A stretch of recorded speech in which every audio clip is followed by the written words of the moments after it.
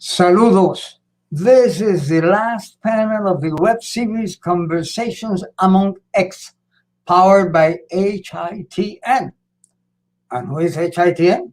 Well, HITN is America's leading Spanish language non-commercial television network, servicing over 35 million households in the United States and Puerto Rico with high-quality educational and entertaining content. Tu Cuentas. Cine Youth Fest is a platform powered by HITN and is bringing together a community of storytellers who are paving the way to a more inclusive industry on and off the screen. Today's panel's title, Tears, Fears, and Laughter, Overcoming Obstacles and Lessons Learned. And what are we going to chat about? Well, to begin with, I am a Puerto Rican artist who grew up in the movies, mostly black and white movies.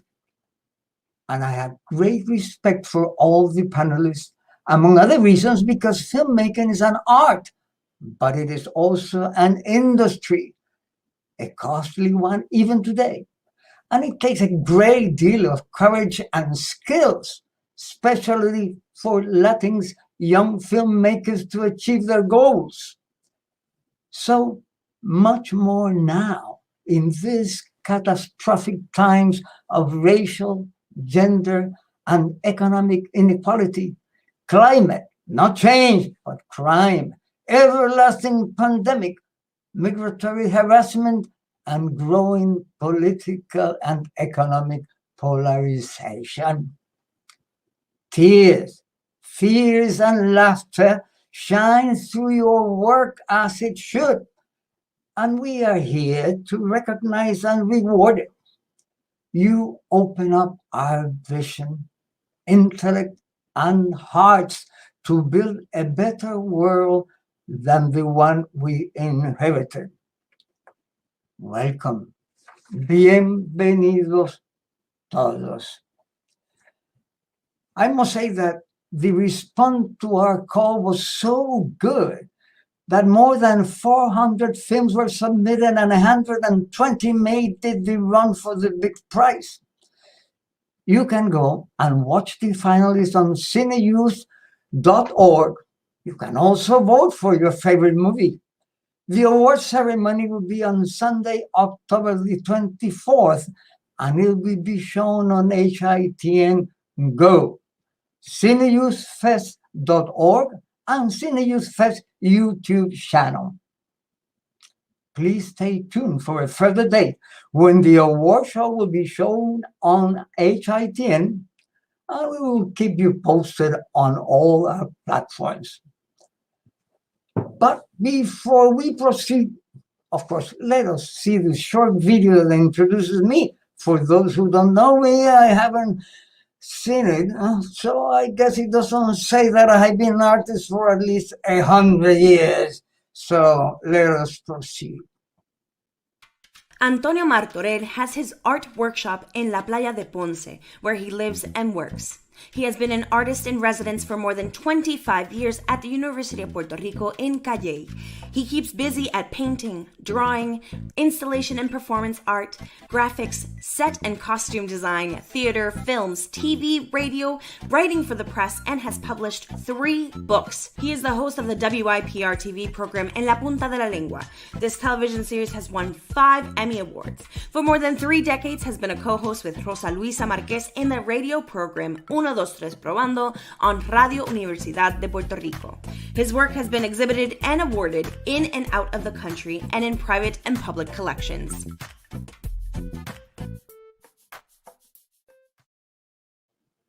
And it's now time to introduce our wonderful panelists, and we'll begin with Neida Martinez. Neida Martinez Sierra is an associate professor at the School of Media Studies, the New School, and an independent producer and strategic consultant with over 20 years of experience. Her documentary credits include Lucky and Decade of Fire. Presently, she is producing the feature documentaries Bartolo and A Chasm in Chinatown. For the American documentary producer of the acclaimed nonfiction series POV and America Reframed, she has supported the campaigns of more than 90 acclaimed documentaries. Prior to her work in documentary, Martinez worked with leading cultural entities including the Public Theater, El Museo del Barrio, and the Chicago International Art Expo. Neida Martinez, hola. And you know, after having the privilege of dancing salsa with you in New York, you're such a great dancer. Now I can enjoy the films you produce.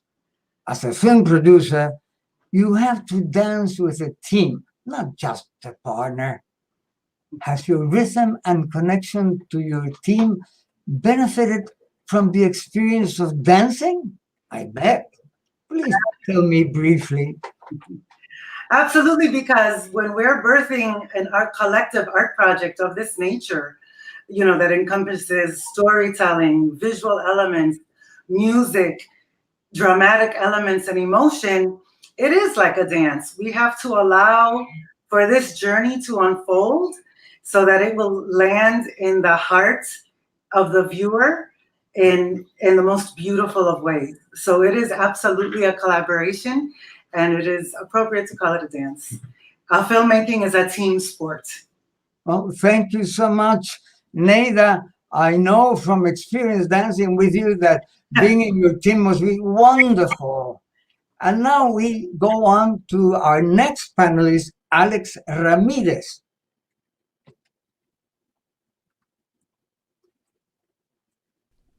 Alex Ramirez is an award-winning Mexican-American filmmaker based in San Antonio, Texas. He is a graduate of the University of Texas Pan American with a Bachelor of Arts in Theater. He has worked professionally throughout Texas since 2014 as the head of his own production company, Mala Bruja Pictures. His films have screened both domestically and across the globe. In 2021, his film The Quiet Shore was distributed by Shorts TV. He currently teaches media and film at CC in San Antonio and serves as a board member of the San Antonio Film Society. Saludos, Alex. It's great seeing you and seeing your work. And reading your bio, I am aware of your early training in the theater. And I just wonder, why did you switch from theater to film? They are quite different. Please elaborate if you can. Well, I mean, I always grew up loving the dramatic arts. It's something that I haven't quite put away. During quarantine, I've actually come back and written a little bit for the theater, writing new plays, something that I haven't done in close to a decade. I just love the medium. I love what you can do in film and in theater. I think they always kind of merge and find their ways, you know, into works that are not of, you know, if the theater that I do finds its way into the film I do, and vice versa, you know. So it's something that I just love and always come back to. Oh, thank you so much. Having worked myself in the theater and films, I just know how you feel, because I feel very much the same. And now our next panelist, Brian Cid Borrero. Brian Cid Borrero is a jack of all trades. Actor, musician, singer, composer, writer, spokesperson, and aspiring entrepreneur. In his most recent work, Brian makes a guest star appearance as Jesus in the movie Hope, playing in the Caribbean Cinemas theaters in Puerto Rico, and his new music group Perfecto debuted with the music video Estoy Orando in the credits of the film. Some of his best appearances on TV include CBS CSI Miami, Nickelodeon's Big Time Rush, and Netflix Nicky Jam El Ganador, national commercials for McDonald's, Coke, and Sprint, and is currently the face of Freeway Insurance. Brian is currently writing his first short film and is about to start an NBA podcast. Brian is also into health and wellness, enjoys sports and outdoors activities such as running, playing basketball, and working out. Brian, de verdad, lo siento. I'm so sorry I missed your appearance as Jesus in the movie Hope, playing now in San Juan. But being as you are, a talented jack of all trades, where, when, and how do you find yourself more at ease in all these trades? Well, first of all, hi everybody. I'm Brian. Nice to meet you. Thanks for having me. And I feel like I have a lot of passions, and I'm already doing the things that I feel like I will continue to do for the rest of my life, which are acting, music, being an artist, writing, and also taking care of the financial aspect in my professional life as well. Pursuing an entrepreneur career, which is what I'm doing, where I can make use of whatever money I make in my arts and also invest it in business. So I feel like I'm just going to continue to do what I'm doing. So basically, yeah, same, more of the same things, more of the same things. Yeah. Well, thank you, Brian, and for the good advice, because actually for most artists, the hardest part is the entrepreneur part. I mean, Yep. just making money is not that easy in the arts. And now we're going to meet our next panelist, Danny Adaliz, please. Dani Adaliz is a biracial Afro-Latina actress, comedian, writer, and director and Moth Story Slam winner. Dani works predominantly in web video and on stage as an actress, comedian, and writer. Dani's credits include BuzzFeed and Me Too. She is also a series regular in the Jenny Lorenzo universe as Fidelia and has performed live storytelling and stand-up comedy and improv. Dani has recently transitioned into directing and producing. She just wrapped on a short film in which she wrote, produced, co-directed, and acted in called Piña Coladas. Piña Coladas has recently been accepted into its first film festival at the Chicago Indie Film Festival as an official selection and the Venice Independent Film Festival. Bienvenida, Dani. I must say that humor seems to be an essential part of your art. Do you find it serves you well to reach across the screen to the audience? Like using humor, for sure. I have a stage background, so I'm used to just like being on stage and looking for affirmations in people by making them laugh. Because, you know, my love language is words of affirmation and apparently laughter of affirmation as well. So. Well, thank you so much, Danny, and welcome you all. This is the final series panel titled Tears, Fears, and Laughter, Overcoming Obstacles and Lessons Learned. Let's go on with our conversation with our panelists. And we have some questions for you all. And we'll begin with Neida. Our first question is, obstacles are sometimes seen as frustrating and negative events that constrain our goals.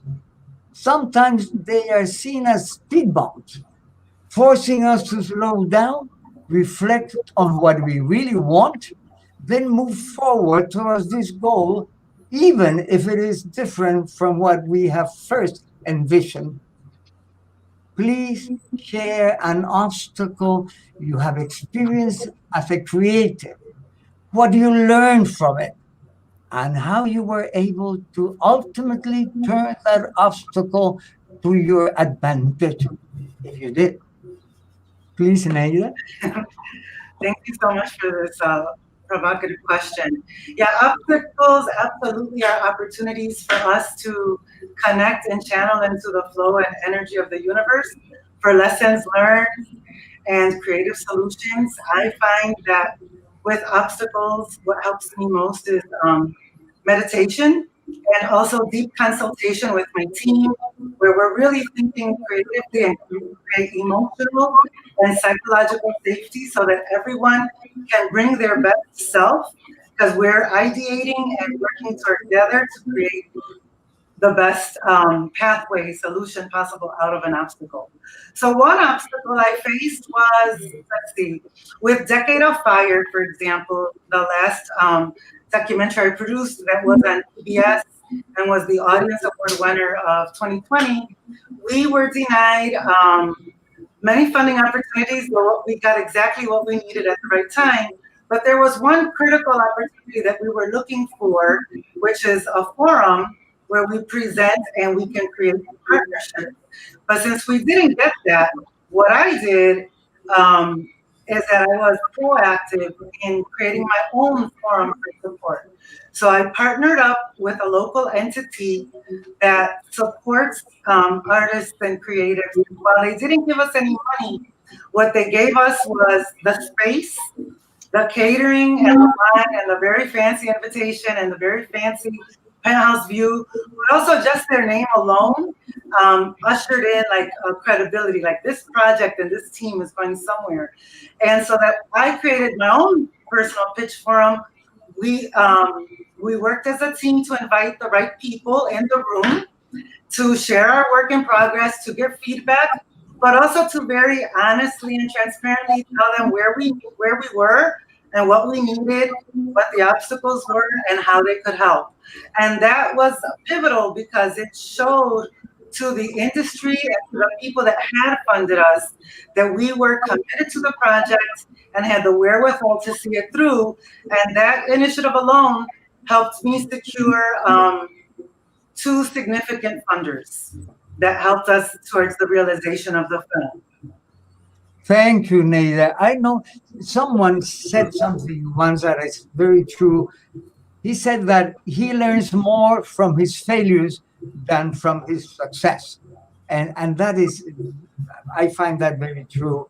But now, Alex Ramirez, would you kindly answer that question about obstacles? For sure. So the name of our panel is Tears, Fears, and Laughter. That's absolutely what this story is going to be about that I'm about to tell. So we have a lot of young students here watching. The first feature film that I ever did was in film school. And, you know, in film school, you can learn technique, you can learn, you know, how to move and work the camera. But one thing that, you know, it takes years to learn is how to work with people, how to manage people, and how to create a good atmosphere on a set. And the first film I did, you know, was it was extremely difficult. I think difficult to the point where I would say it's been the most difficult thing I've ever done in my life. And it was hard for everyone. And there's a lot of reasons why, mainly because funding didn't come in that we thought would come in. We were under harsh conditions, but also it was kind of the wrong mixture of personalities, I think. And, you know, it really taught me that when you're building a crew and you're putting a cast together, it's important that things gel. You know, it makes things easier. I think 50, well, more than 50, I'd say 70 or 80% is of making sure this goes well is having a good working relationship with people. And I think people get mixed up in, you know, the artistry too much and they don't think about that. So, you know, simple things like learning your crew's name, saying hi, and, you know, genuinely wanting to work with these people and creating an environment that is empathetic. So I think that would probably be how I turn that obstacle around.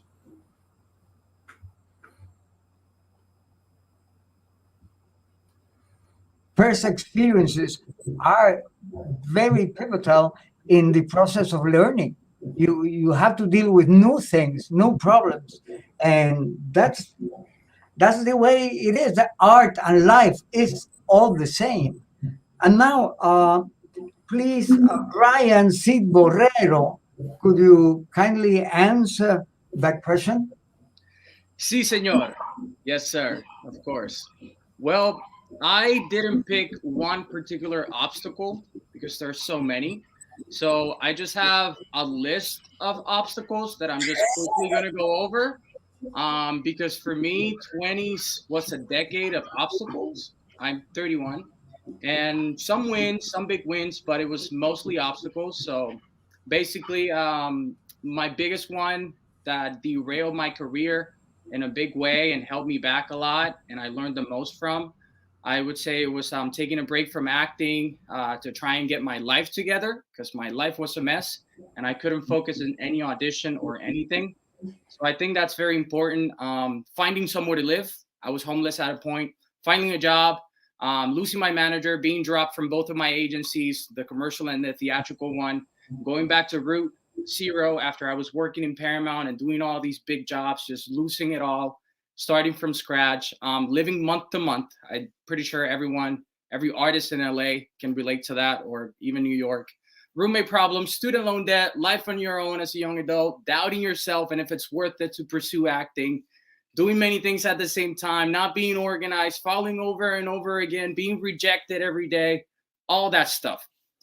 So for me, I feel like the most important thing, if you want to make it as an artist out here, is basically to have your life together so that you can spend your time working on your craft and improving on things that will get you where you want to be. And also, I've learned how to not procrastinate and always push myself, how to self-motivate myself. I learned that, how to press the reset button so that when you get frustrated because you didn't get this huge callback for this huge role, you just forget about it the next day. You cry that day and then you're good. You forget about it the next day. So I've learned how to do that. And I've also learned how to not be discouraged. And, basically like the book of Ryan Holiday says, the obstacle Brian, I listen to you. That's it. I'm done. The obstacle is the way. I'm done. I'm very impressed that I'm talking to a survivor. I mean, congratulations, because you've come this far and you go far, no question about it. And now it's the turn for Dani Adaliz to tell us about her obstacles and how she overcame them. Well, I have obstacles and I'm currently overcoming them. I feel like life is just a whole thing of obstacles. Yeah, I mean, for me, my latest obstacle has just sort of been like trusting within myself, because I'm also freshly in my 30s, like Brian was saying, and wow, does that really open up your world? Just like not caring about what other people think about you or your art, or just like trusting that you're doing the right thing and you're doing the thing that you love, right? That in itself was just an obstacle for me. I joke because my dad's a Virgo, and for those of you who know astrology, that's usually just like a person that needs things by the book and like can't have life unscripted. And I'm just like all over the place. So a lot of that anxiety was like about like making sure my dad would still respect me as a person if I continue to do art. But luckily he always has. And that was just an anxiety that was in my head that didn't need to exist. My latest obstacle right now is I dropped my agent to get a better one. And that was really hard because she was sending me out about 4 times a week, which was too much for me.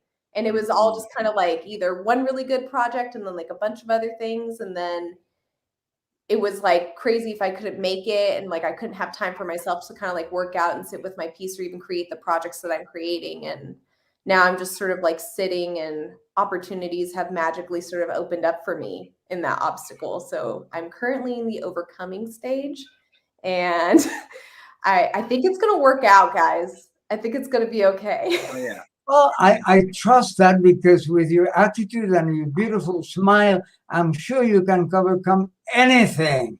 And now we go on to our next question.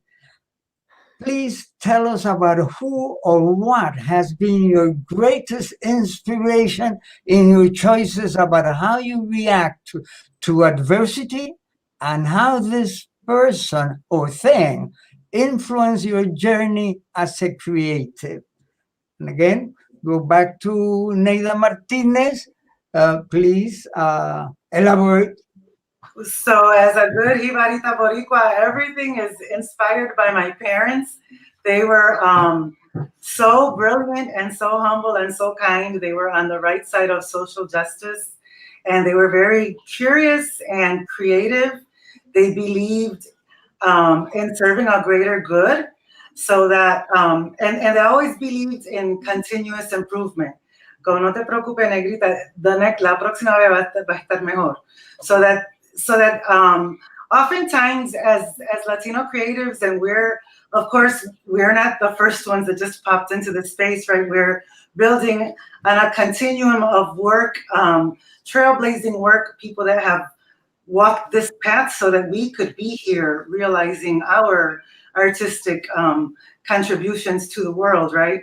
But just kind of having the humility of knowing that we are building and constantly improving, and allowing ourselves to fail and grow and experiment. I think Neda, I can very much identify with this, because parents and teachers are so important as models for us, and we're very lucky to find them on our way and to make them help us find our way. And Alex, could you please elaborate on this second question? Well, the first one, I'll say, let me preface it by saying I've always idolized filmmakers. They were my heroes growing up. And in particular, I almost was drawn to insane filmmakers, the Werner Herzogs, the Sam Raimis, the ones who will, go head first into a production. But I think that has changed. In particular, in the past 5 or 6 years, what we've seen happen through the industry with the Me Too movement and kind of the shining a light on what you essentially have, these monsters of mismanagement that you have in studios and in film production at these levels of authority. And, it made me reevaluate the way I pursued my own art. I wanted to create something safe for every artist that's coming to work on a film, and not being so blinded, so single-minded, so gung-ho about, we're going to make art, it's going to be the greatest thing ever. It could very well be a good piece of art, but I don't think anyone has to suffer for their art. So that definitely changed how I went at adversity, and not being so blinded to everything else. Well, that's true about art, filmmaking, and life. You have to kind of flow sometimes instead of trying to do your own thing. And now, Brian, could you elaborate on this second question? No quiero, me cansé. No, I'm kidding. Yes, of course, my friend. So you know what?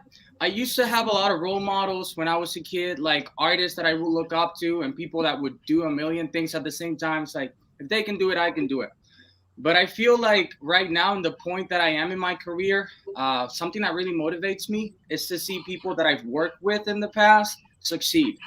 To see people that I've been surrounded with that started acting when I was already acting, like land a big role. That keeps me motivated, and it tells me that the dream is real, that I'm doing the right thing, that my big job's around the corner. But overall, I think my greatest inspiration is God. I'm a film believer, and everything is my everything. But when it comes to people, I would say my grandmother, Kobe Bryant, and Hugo Cebollero, which was a friend and a family member, and they all passed, and it all happened unexpectedly. It was all deaths that, really marked me. And right now, it's what fuels me the most and what keeps me appreciating life to the fullest. When I'm running, I'm thinking about them and wanting to push forward. Brian, I promise you that that's it. Next week, I'll go see your picture in San Juan. And yes, we'll sir. chat Yes, sir. about it. And now, Danny Adalise, could you please comment on that second question?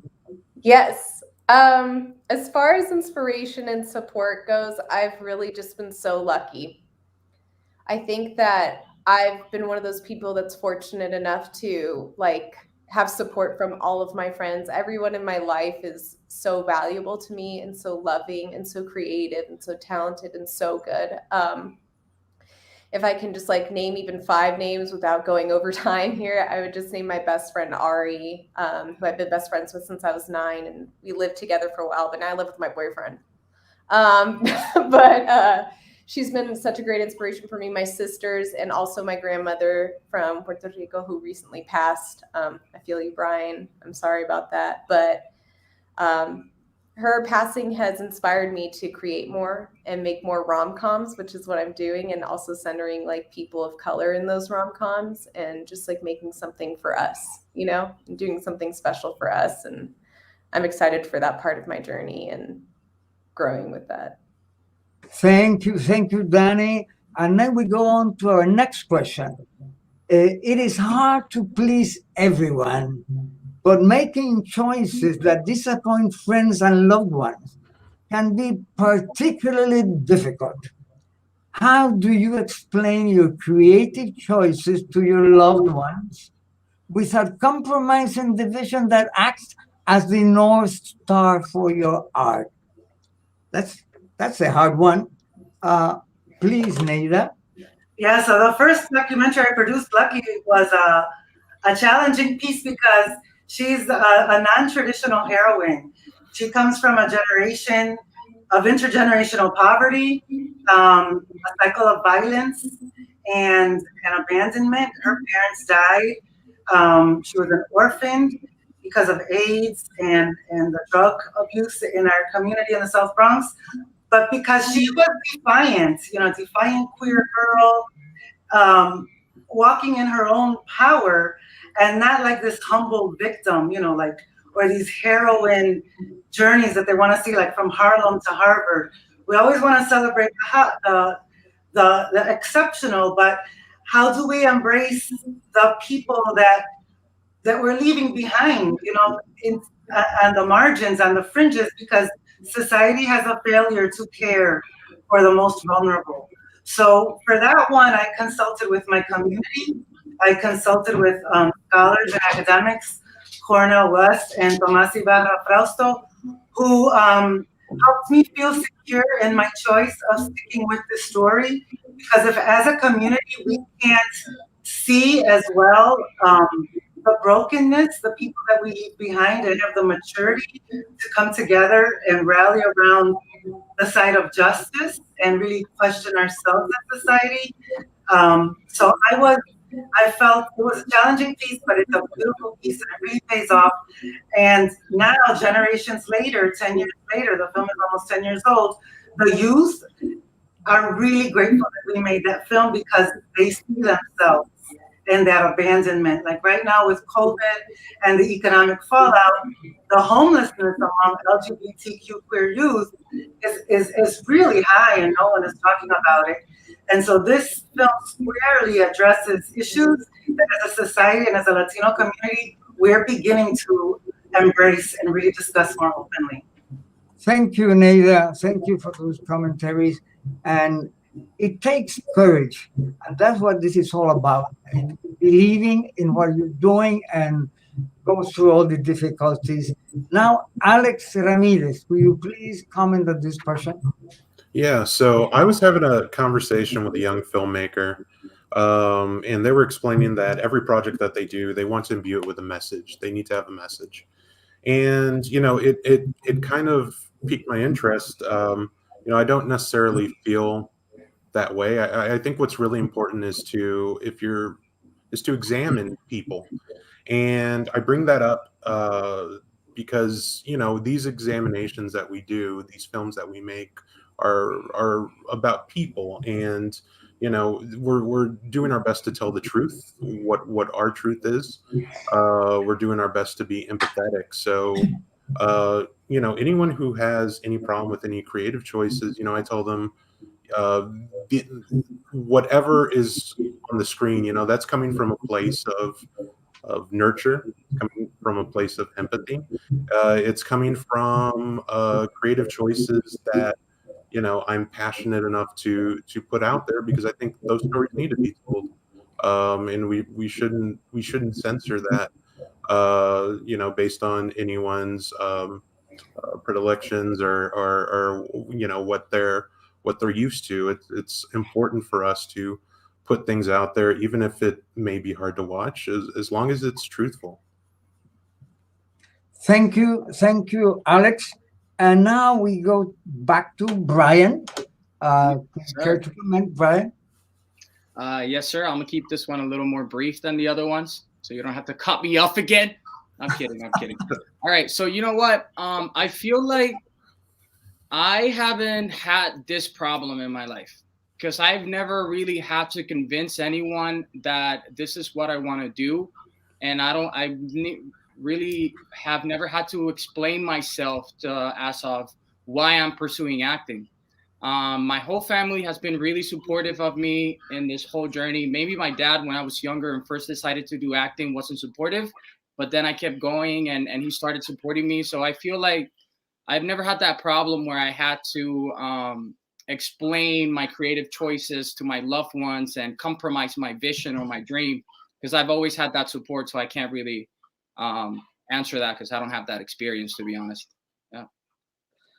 Oh, you can go on. I'm not cutting you at all. I I'm really playing want to with know you. more of your opinions on this subject. I can go on all day, man, but I think. Oh, not necessarily to go all day, but just elaborate a little bit more. I know you have things to say. Well, you know, I do this because I love it and everyone in my family knows it. So I feel like I would disappoint my loved ones if I quit. So I feel like that's the pressure I have, not to quit. I don't have any pressure to prove that I'm doing the right thing for myself. I feel like everyone knows that and is supportive of that. Good. Thank you. You're welcome. Now, Dani Adaliz, could you please comment? I don't mean to keep stealing Brian's answers, but same. Thank you, Brian, for elaborating for us. Hey, we totally look like twins, though. We could totally play siblings in something. But I guess for me, like I said, I don't really have like an obstacle that was real because like it turns out my dad supported me the whole time. Like I went to a performing arts high school. Like he's been supportive, right? But one of the things that I am concerned about is this new project I'm working on that is very deep, and it's about my life with growing up with my mom, who is my Afro-Puerto Rican side, that I don't spend a lot of time with my mom. I spend a lot of time with her family, but I don't spend a lot of time with her because we have a very, very difficult and rough relationship. I'm currently not speaking to her right now.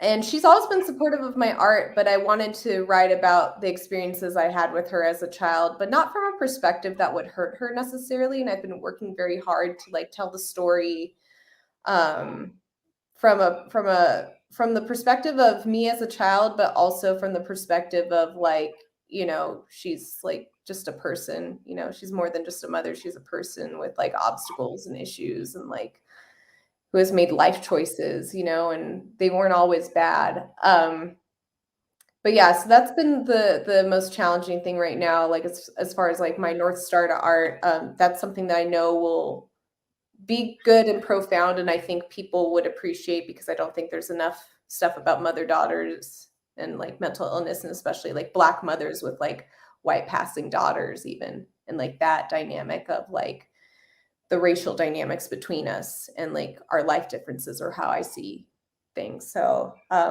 that's something I've been working on. It's called Grand Canyon. And just if I can speak briefly about what it's basically about the time that she kidnapped me from after school care program and took me on a trip to the Grand Canyon to see her ex-boyfriend, Scott. Oh. Yeah.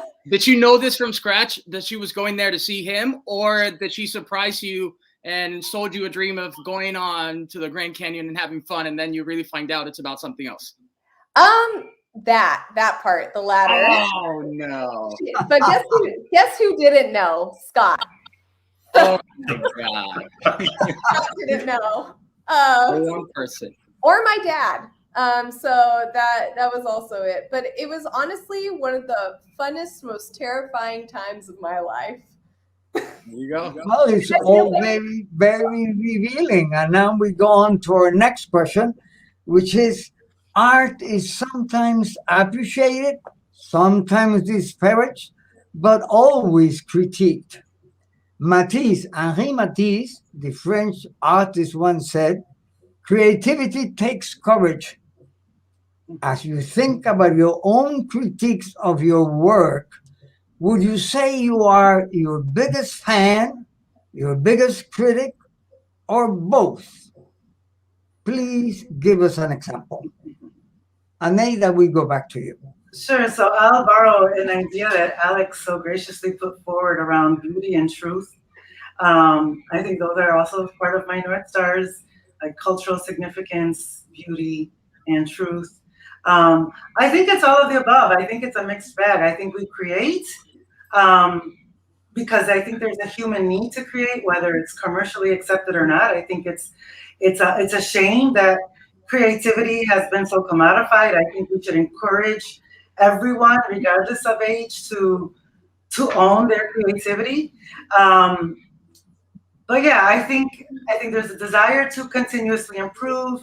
I think there's a desire to meet the challenge, to rise to the challenge, to create something beautiful that will touch someone's soul, or emotionally that will touch someone's soul.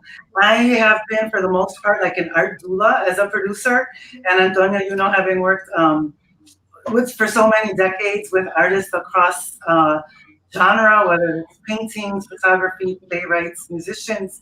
You know, I like to create the safe conditions to continuously interrogate our work, and to make sure that it's as robust or as minimal as it needs to be for the scale of the project. And then increasingly, as I'm owning my own authorial voice and beginning to conduct my own directorial work, okay, you know, it's just, I think it's about the journey. I am not beholden to other measurements of success.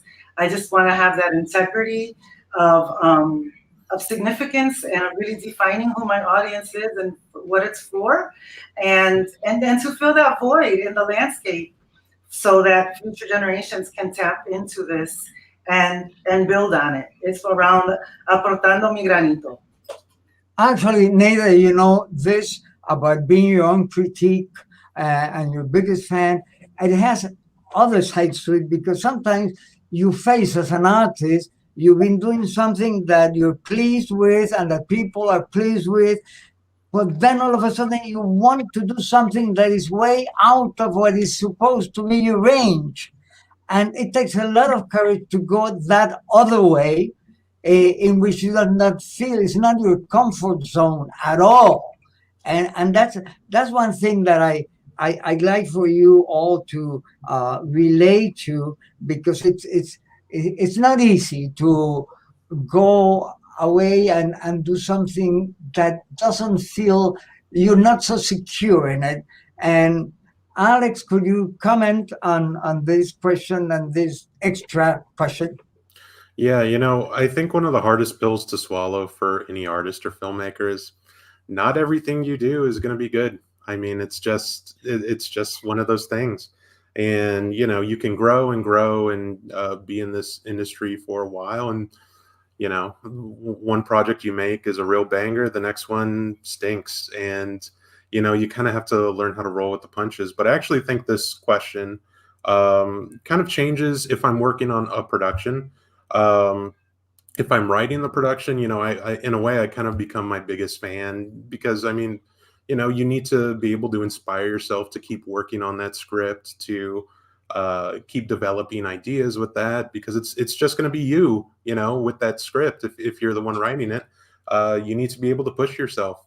I think that changes whenever I've shot the film and it's brought into editing. I become my harshest critic, but you know, I do so constructively. And you know, I find you know, you have to compromise in some things that, you know, kind of change during shooting, and you find ways to work with other sequences and scenes. But you know, you have that critic there, and if you work with that critic for a while in your head, and you kind of learn to trust its judgment. And also, Alex, listening to you, I think about our own process and the way sometimes working in a collective fashion, which filmmaking is always a collective fashion, even though you director have the reins, how do you incorporate ideas from other people in the team, ideas that really will benefit the product, and that's sometimes it's not as easy as can be said. So, Brian, could you comment on this? Yeah, I think you're on a great point right there, because as an artist you have to learn how to take critique. You have to learn how to not take everything personal and how to not burn your bridges. And it's really easy to burn bridges and take things personal when someone's telling you that you're not good enough or they want to see something in a different way. If you don't take it personal, then you can really see what the other person's seeing and make the adjustments and then work as a team. So if you can't do that and you take personal with everyone, all the critique that you get, then it's probably acting. It's probably not the business for you. But I feel like I could be my biggest own fan, like Nada was saying, that it changes, right? Or I can be my biggest critique, or it could be my mom, who always supports me because I doubt myself sometimes, but she never doubts me or my capabilities. Or it could be my aunt, that she's always cheering for me and always like saying, I know you can do this. I know you can do this. Has never doubted me. So I would say they're my biggest fans, really, because I don't like my work. Sometimes I always think I can do better. And I think that this is another thing about artists. Like, we're always so critical of ourselves. So I thought I was my biggest critic until I really met my girlfriend that I've lived with for 7 years. And she couldn't lie to me, even if she wanted, even if she wanted to say, oh yeah, that was great. Her face would be like, oh, that was great. Yeah.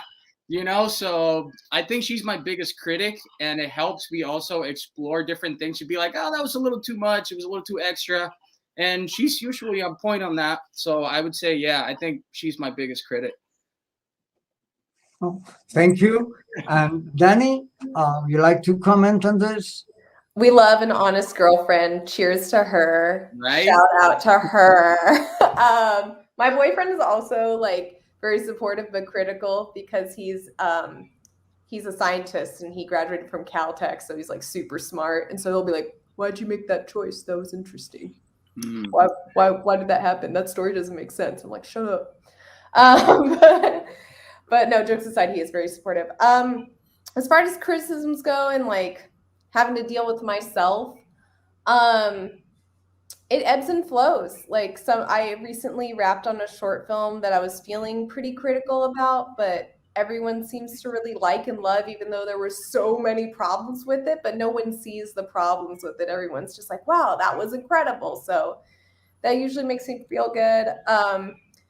Luckily, I haven't had anybody sit in my face like, you suck. Maybe in private, but not to my face. Yeah, I think just kind of like circling back and to finish it up is I always want to do my best, and I care about my art, and I care about what I put out there, and I care about the people who are watching it. And I think as long as I think what's more important to me is that like people see that there was like love there or like effort there. You know what I mean? Like, whether or not it was good or bad or whatever, it's like about like how it like ultimately made them feel, and like I kind of like gauge things based off of that. I don't know if that makes sense, but it does. That's just like for my it does make sense. Insecurity is part of the parcel of an artist's work, but we overcome it. And then we get to the final question, which is, what advice can you offer the next generation of Latinx creatives on how they can thrive on their journey from developing a vision to being true to that vision, despite criticisms or obstacles in their way? Nada? I think that it's important for young artists to really understand, first and foremost, that they can define what success means to them. Is it money? Is it fame? Is it social justice? Is it, what drives you, what motivates you will help you inform all of your decisions along the way as you're building your team or getting the funding or finding the right distribution vehicle or production partner. And yeah, there's that balance between your own emotional truth in your own center, as well as even for a painter, right? At some point, the painting isn't complete until it's in dialogue with the public, right? So let's create that space for reflection and co-creation, and we can own our own authorial voice, but at the same time, be open to the process, trust the community around you, and just explore. Because more importantly, we have to trust in the journey of the process and our own emotional and personal, professional, creative development.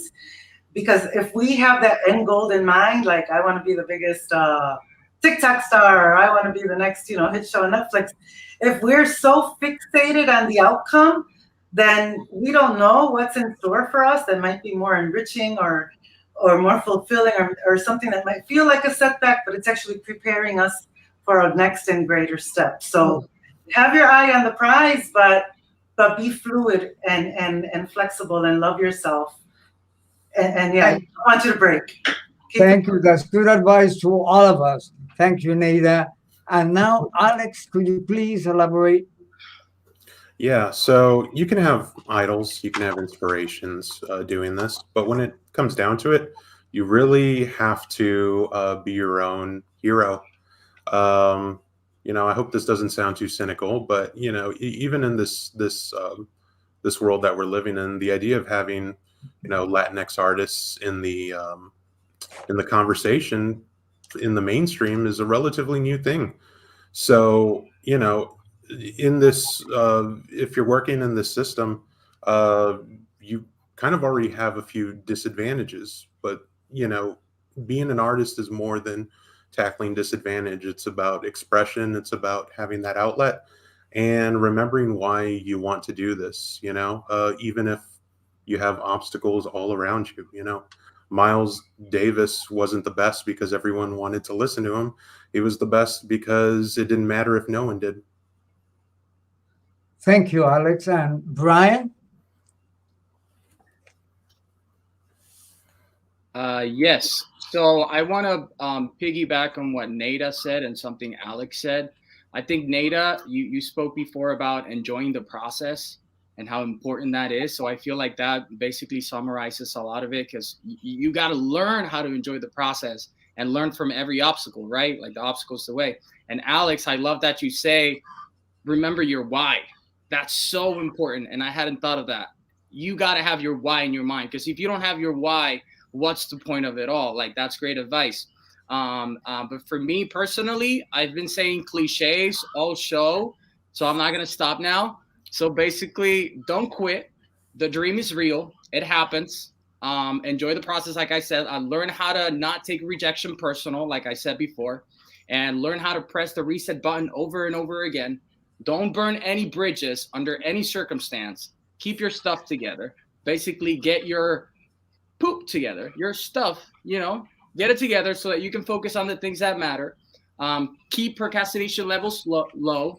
And yeah, that way, you can find the next mountain and then the next mountain, and you can always just keep rising. Thank you.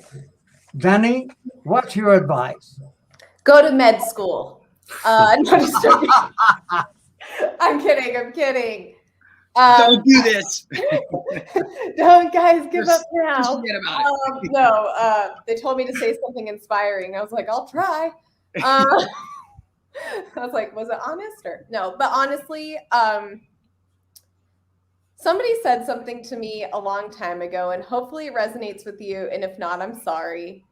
But one of my really good friends from college was, he's in an indigo dyeing company now, and he's just really living his best life. Like, all he does is work with natural dyes and works with plants. He's a total plant daddy, And I was feeling really stressed out one day, and then I was like, aren't you worried about money or all these things? He's like, look, if they take this away from me, I'll just do something else. And for some reason that sat with me so well because like we weren't talking about the same thing, but the way I interpreted that was, oh, if they try to take away like art from me, I'll just make it. You know what I mean? Or if they try to do this to me, like I'll just do something else, but within the same vein. So kind of piggybacking off of literally everyone, do it because it makes you happy. Do it because it's like any other job, like whether you're going to be a lawyer or a doctor or whatever, like this is your job. This is something that you love. This is something that you're putting effort into. This is something that takes time. Like a lot of these people like Zendaya or like Haley Joel Osment or all these people that were like, wow, they're like so big in their 20s. Like, how did that happen? I was like, because they were literally child stars for like 15 years. So if you started when you were 20, you will be 35. And that's okay. Thank you so much, Danny. And thank you all. Muchas gracias. Porque ha sido un diálogo, pues, and now I switched to Spanish automatically, but it's been very productive. I think we all learn from sharing experiences in art making. We all have fun memories and some very cruel ones, but we learn from all of them. Thank you so much. And now I'll just go on advertising our big event, the awards ceremony on Sunday, October 24th at 9:30 in Eastern Standard Time. And the show will be shown on HITN Go, cineyouthfest.org, and the Cine Youth Fest YouTube channel. Also, people can watch the finalists on the cineyouthfest.org site.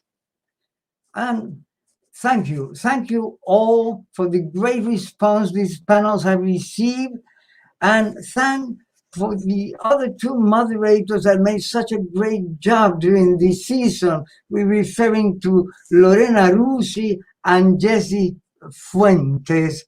They have done wonderful job in showing us our way and making it so palatable and so rewarding to have this panels and heading towards the award ceremony where they will be hosts as well. And muchas gracias desde aquí, desde Puerto Rico, donde estoy. And thank you, and I'll leave you with our sponsors that make this all possible. Muchas gracias. Thanks to our sponsors, we continue to have important conversations that educate and inspire the most valuable asset for a brighter future, the new generation of Latinx creatives. Visit cineyouthfest.org to find out more, because tú cuentas.